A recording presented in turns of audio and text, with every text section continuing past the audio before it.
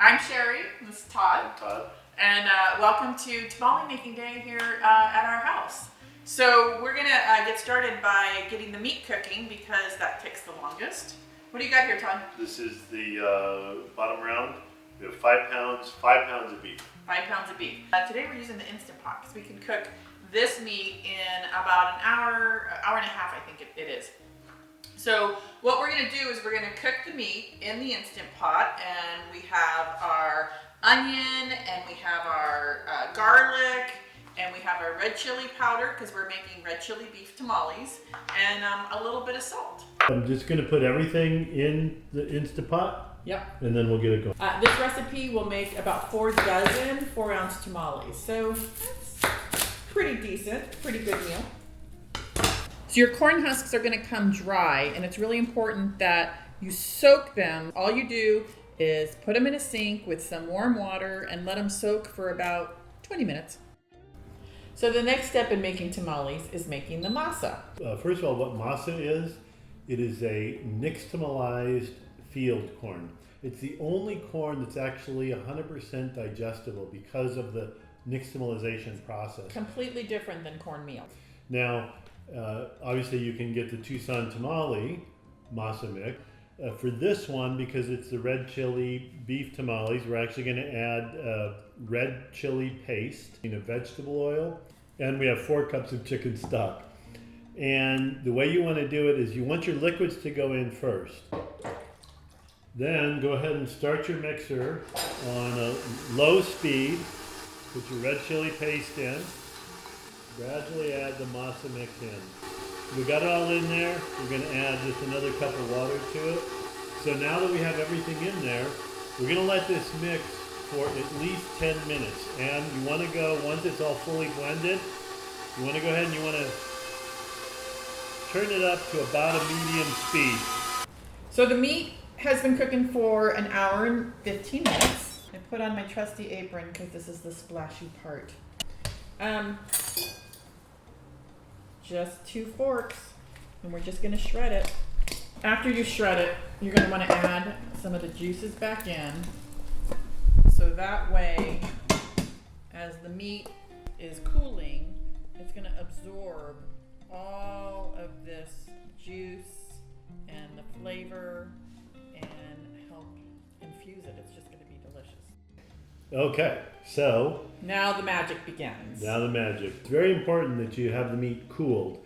And then the last thing that we're going to add is a olive. Now, I want to point out a couple things that are very important. Green olives, no pit, and no pimento.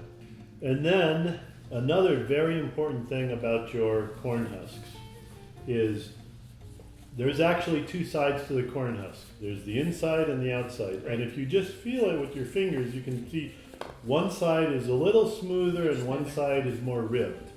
You want to use the smoother side to put your good stuff in. You'll see other recipes that say to take a spatula and to smear the masa on. So we're here to give you a tamale hack. We have ice cream scoop. We have chosen these because they're going to deliver 2 ounces of masa and 2 ounces of filling. Okay, so you're gonna put it right in the middle. Then you're gonna put the meat right on top. Then, would you like to do the honors of the olive? Oh, Don't forget the I olive. smash first, Oh, and then right. I do the Okay, olive. so we have different opinions. So then you're gonna smash it, and then you're gonna seal it. And when you seal it, you're gonna roll it so that the masa goes around the meat. And then from there, you roll it.